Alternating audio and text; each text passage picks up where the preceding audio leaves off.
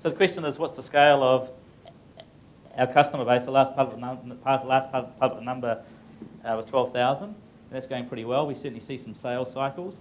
What we did though this year was we experimented with a whole lot of different sales models, and long term we know that the accounting partners, that channel works, and that's really where the mass market is. So we've done a lot of just really hard work doing events in all sort of major cities, and you kind of move from the first phase when you kind of have to sell to end customers. So you're in the hand-to-hand combat phase, but that's obviously expensive. But you drag those first customers by the hair across the line, and then the next phase we did was we started selling into accountants, but we were still doing the work, but they were then seeing the results.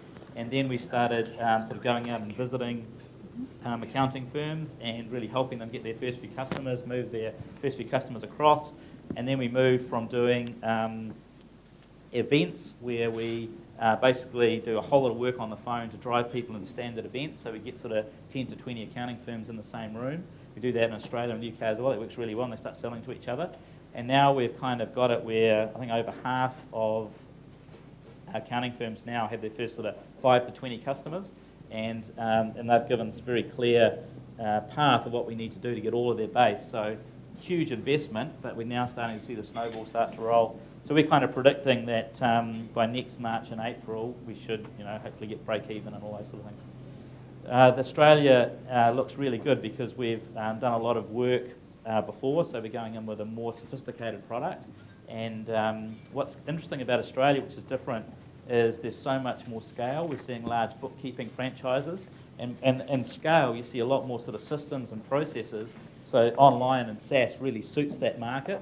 So we're putting a lot of effort into some big franchises. So as an example, there's one called Count that we're working with. They had a national conference. I was in Canberra yesterday, and we were talking to 1,000 of their partners all at once. Just amazing scale that you can't even imagine here.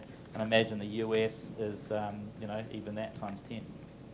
So, it's good to prove things here, but now our challenge is to, really make that work offshore. Greg. Right. You run one of the interesting things about Xero is you have quite a distributed management structure. They live in different parts of New Zealand. How does that work for you? Yeah, so one of the choices that we made was that we were, I sort of felt if I was still in my sort of 40s walking down Langton Quay, I kind of failed. Alistair Gregg, who's our COO, he was CIO at Air New Zealand, and he was working really hard as well. So when we managed to get Alistair on board, his proviso was that he could sort of check out of the Auckland school system, build a house in the north of Hamilton, and commute down to Wellington. There was no way that he was going to come down and work full time down there. So we sort of experimented with that first, and it worked really well.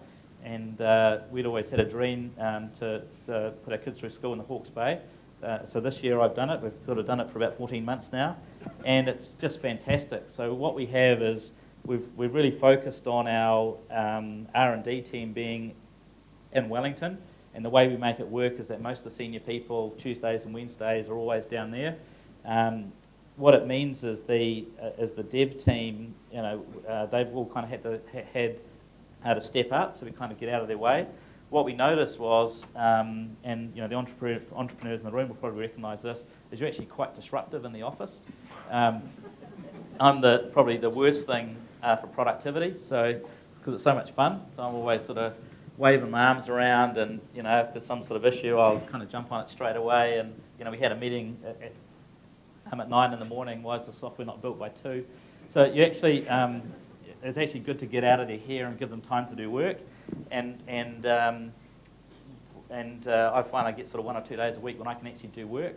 And sort of in hindsight, what I realised is when I was in the business 5 days a week, you actually don't get much work done. You're doing it all at night. But now I sort of Mondays and Fridays, hopefully, normally have time to catch up and actually do some real thinking work. So it works fantastic, and I think it means that you build a sustainable model. So we'll go to the beach this weekend, and got an office out there, and everyone's on Skype using Yammer to build that water cooler culture, and it's a really nice, sustainable way to work. So completely recommend it.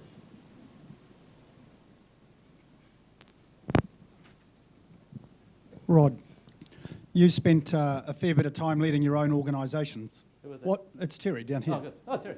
How are you? Are you still alive? Slightly, yeah. A little greyer. Still slim though.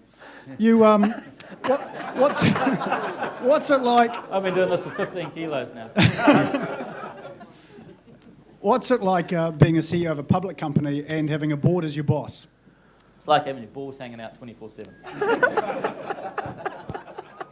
Yeah, it'd probably be great being a CEO of a public company sort of once you've had profit. But, you know, you get the little jibes walking down the aisle of the plane, all that sort of stuff. But it's the cross-eyed bear for everyone else that follows behind us. Yeah. No, it's really scary, but it's kind of exciting. It sort of used to be a time when everybody, you kind of dream as a young business person was to do an IPO and all of that. It's always been the success thing. And I'd always sort of thought that. And I remember once we sold our business, after mail to Quest, I saw the CEO of Quest, and when he was sort of talking at the Global Sales Conference, he was talking about, they've been around for sort of 6 or 7 years. These are the competitors. These are the guys that had gone, the ones they'd brought. And it's as a technologist, what sort of stunned me about that was, we'd really just focused on the product side. When you add the whole public company dimensions, the ability to raise money, to potentially do acquisitions, all that sort of stuff is kind of like a whole lot of new things to play with. And suddenly you're going from just trying to build a business for someone else to buy to actually build a long-term company. So for me, it was the next real challenge, and it's really exciting. So while it's scary and it's public and all of that sort of stuff, it's actually like the big boys club. You get to have real money to do real strategy, and that's just a fantastic thing. It's a huge amount. We spend probably like $1 million a month. It's just a ridiculous amount of money. But we know that that's what you have to do to win in the space, to be able to do that for a sustained period of time to build up a big team to do it. So, I think everybody in this room should be, should be, that should be the goal, to take a company public. That's the way it is in the States. Having said that, I'll never do it again.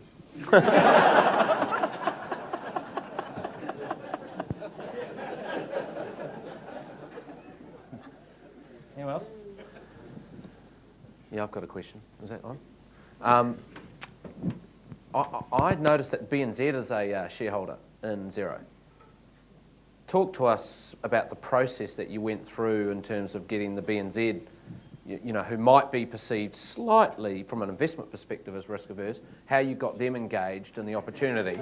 You're so good. They're a You're great really partner. good. I'm just getting myself in trouble here, but I'm just interested around how you got them on board. Yeah. Yeah, so we had good support from the BNZ right from the start. There was a change of management, and through our networks we're able to connect up and sort of build that personal relationship with the last CEO and with the new CEO. And when we started evangelising the concept of doing something in the personal space, that was at a time where we had to go and raise some money. So, there's always a process of book building, and if we could work with a partner that had a good brand and they could come in and put some money in to help sort of start the round, the whole lot of things kind of worked in together. And the good thing is the partnerships worked extremely well. From them, I really applaud the BNZ for sort of picking an entrepreneurial company to work with. And now we have a really close relationship. We are with the fibre project. The BNZ is the first bank that we go and talk to. So the relationships that they did by risking on us, we're sort of starting to pay that back. But also, they invite us in. There's some new branch work that's coming, putting new branches out. So we're able to walk around and give them feedback. We help them, we go in, there's a strategy workshop, and we're able to sort of give our perspective as well. So it's been more than just that part of the partnership. We've actually built a really deep relationship. I had a coffee with one of the BNZ board members the other day, and I got to know her pretty well. So that the whole networking and the partnership really is a two-way street. So, I think it's fantastic. Well done, BNZ. Thanks for saving me. Yeah.